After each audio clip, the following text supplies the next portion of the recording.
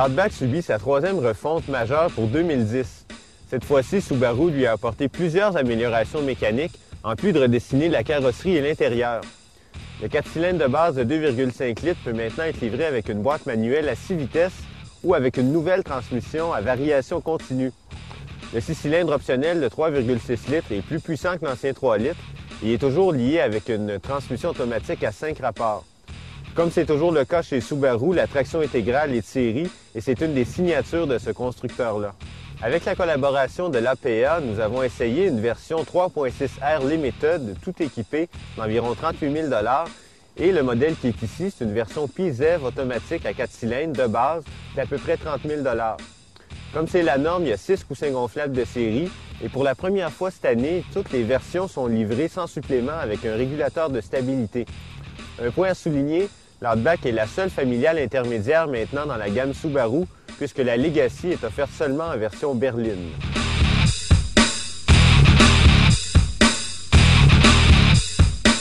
L'Outback est maintenant aussi haute que le Forester et ça lui donne un look plus costaud.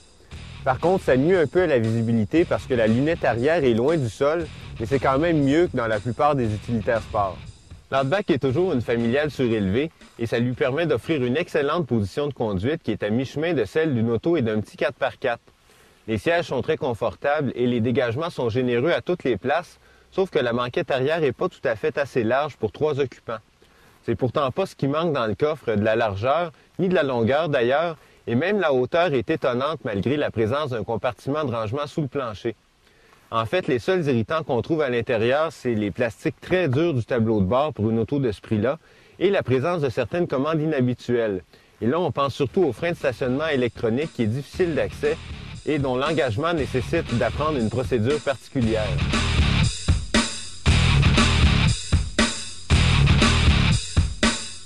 Le 4 cylindres de série masque avec brio la lourdeur de l'Outback. La transmission en variation continue exploite bien son couple aborigine, mais fait ressortir son côté bruyant, surtout en accélération. C'est sûr que le 6 cylindres optionnel est plus puissant, mais c'est surtout son silence et sa douceur accrue qui le rendent plus attrayant. Il faut toutefois y mettre le prix, et ce tant à l'achat qu'à la station-service. Et peu importe le moteur qu'on choisit, la conduite est largement orientée vers le confort. La suspension souple et les pneus à profil haut dorlotent les occupants même lorsque la route est en très mauvais état. Et toute cette douceur-là n'empêche pas l'Outback de bien tenir la route et d'être assez stable en toutes circonstances.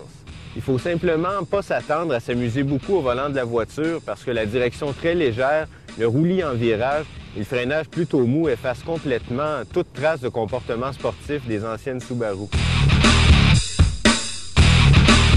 Comme plusieurs Subaru récentes, l'Outback redessiné a été conçu pour plaire à l'acheteur nord-américain typique. Ça en fait donc une voiture confortable, spacieuse, stable sur la grande route et bien entendu bien adaptée à l'hiver grâce à la présence du rouage intégral efficace.